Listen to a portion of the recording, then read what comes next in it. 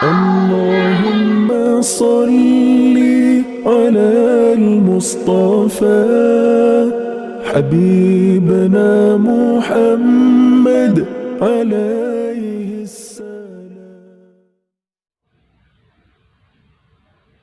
Bismillah, Assalamualaikum warahmatullahi wabarakatuh.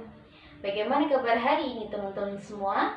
Alhamdulillah, senyum ceria, tetap semangat. Allahu Akbar. Alhamdulillah, hadza li hadza wa ma kunna linahtadiya laula an hadanallah. Asyhadu an la ilaha illallah wa asyhadu anna Muhammadan abduhu wa rasuluhu la nabiyya wa la rasula ba'dah. Alhamdulillah segala puji bagi Allah sehingga hari ini kita bisa berjumpa kembali dalam pembelajaran akidah dan akhlak. Baik teman-teman kelas 1 Sholi dan Sholihah, insya Allah kita akan melanjutkan pembelajaran yang sebelumnya tentang iman kepada Allah. Insya Allah kita akan melanjutkan pembelajaran yang terakhir kita bahas tentang beriman kepada Allah mencakup 4 hal. Baik teman-teman, sudah siapkah hari ini belajar? Siap-siap, Allahu Akbar. Sebelum kita belajar, mari kita berdoa dulu ya teman-teman. A'udzu billahi minasy syaithanir rajim. Bismillahirrahmanirrahim. Rabbi zidna ilma warzuqna fahma. Amin. Semoga Allah kabulkan doa kita. Dan sebelum kita belajar, silakan persiapkan diri dan niatkan ikhlas karena Allah. Dan silakan teman-teman menyaksikan apa yang sudah sampaikan.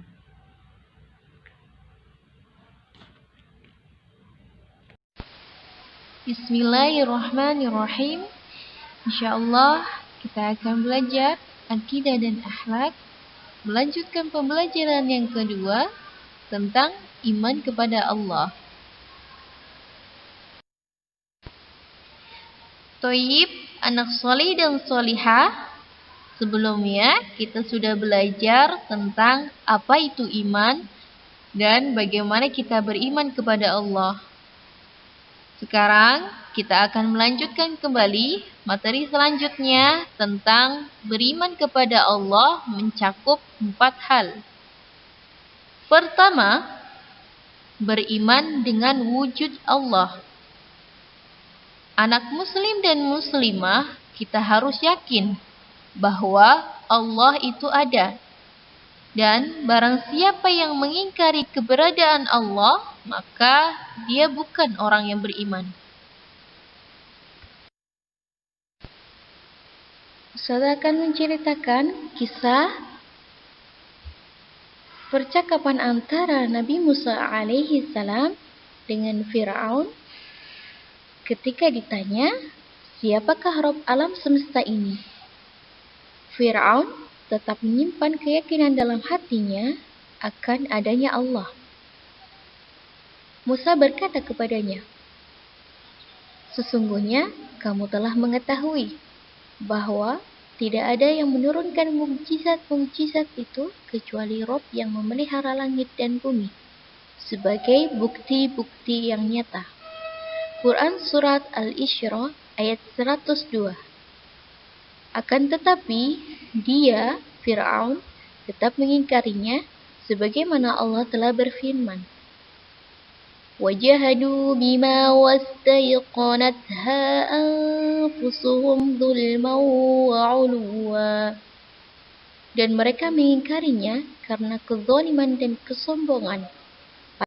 وَجَحَدُوا بِمَا وَاسْتَيْقَنَتْهَا أَنفُسُهُمْ ظُلْمًا وَعُلُوًّا. Dan mereka mengingkarinya karena kezaliman dan kesombongan.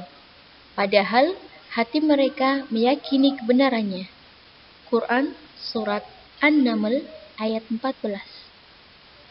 Kesimpulan dari beriman dengan wujud Allah bahwa kita harus meyakini bahwa Allah itu ada walaupun tidak terlihat oleh kedua mata kita.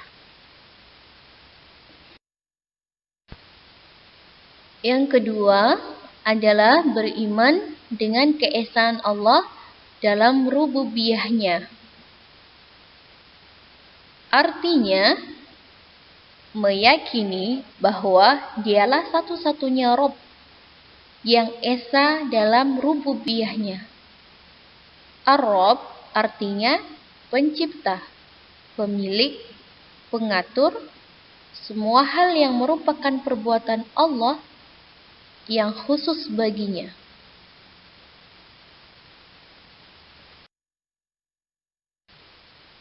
Sebagaimana terdapat dalam surat Al-Ikhlas ayat 1-4 yang berbunyi, Qul huwallahu ahad, Allahus samad, lam yalid wa lam yulad, wa lam yakul lahu kufuwan ahad. Katakanlah, dialah Allah yang Maha Esa. Allah adalah Rob yang bergantung kepadanya segala sesuatu. Dia tidak beranak dan tidak pula diperanakan. Dan tidak ada seorang pun yang setara dengan Dia.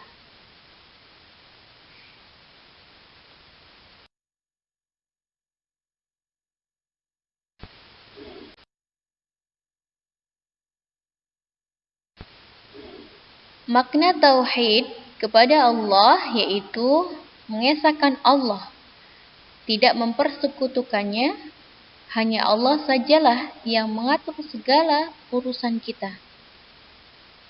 Seluruh makhluk bergantung kepadanya dalam semua urusan dan permasalahan. Allah tidak punya anak, tidak punya orang tua, juga tidak punya istri. Allah itu satu. Allah itu ahad. Allah itu esa atau satu. Ahad artinya satu.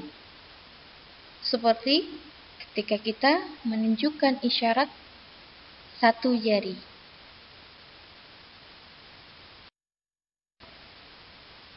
Ketiga adalah beriman terhadap keesaan Allah dalam uluhiyahnya. Bahwasanya Allah Ta'ala sajalah yang berhak disembah. Tidak ada sesembahan yang berhak diibadahi dengan benar kecuali Dia dan tidak ada sekutu baginya. Tauhid inilah yang membedakan orang Islam dengan orang kafir. Salah satu ibadah yang diperintahkan oleh Allah adalah salat. Sebagaimana kisah Bani Israel yang menyekutukan Allah dengan cara menyembah patung sapi. Sebagaimana tertera di sini gambar Bani Israel yang sedang menyembah patung sapi. Yang keempat yaitu beriman terhadap asma dan sifat Allah, yakni beriman kepada nama-nama Allah dan sifat-sifatnya. Kita harus wajib beriman terhadap nama dan sifat Allah sebagaimana yang diterangkan dalam Al-Quran dan Sunnah Rasulnya Sallallahu Alaihi Wasallam. Menurut apa yang pantas bagi Allah Subhanahu Wa Taala, tanpa tahrif, penyelewengan, ta'til, perubahan makna, takyif, menanyakan bagaimana, dan tamtsil, memisalkan atau menyerupakan dengan makhluk. Yang keempat yaitu beriman terhadap asma dan sifat Allah, yakni beriman kepada nama-nama Allah dan sifat-sifatnya. Kita wajib beriman terhadap nama dan sifat Allah sebagaimana yang diterangkan dalam Al-Quran dan Sunnah Rasulnya Sallallahu Alaihi Wasallam. Menurut apa yang pantas bagi Allah Subhanahu Wa Taala, tanpa tahrif, penyelewengan, tanpa ta'til, perubahan makna, tanpa takyif, menanyakan bagaimana, dan tanpa tamtsil, memisalkan atau menyerupakan dengan makhluk. Sebagaimana Allah Ta'ala berfirman di dalam Quran Surat Asy-Syura ayat 11, yang artinya, tidak suatu pun yang serupa dengan Dia, dan Dialah yang maha mendengar lagi maha melihat. Baik teman-teman sholi dan sholiha, alhamdulillah kita sudah belajar beriman kepada Allah mencakup 4 hal. Insya Allah teman-teman bisa memahami apa yang Ustazah sampaikan, dan semoga kita bisa mengamalkan apa yang kita pelajari, dan semoga kita semakin bertambah keimanan kita. Baik teman-teman, sebelum kita akhiri, mari kita berdoa dengan doa kafaratul majelis bersama-sama.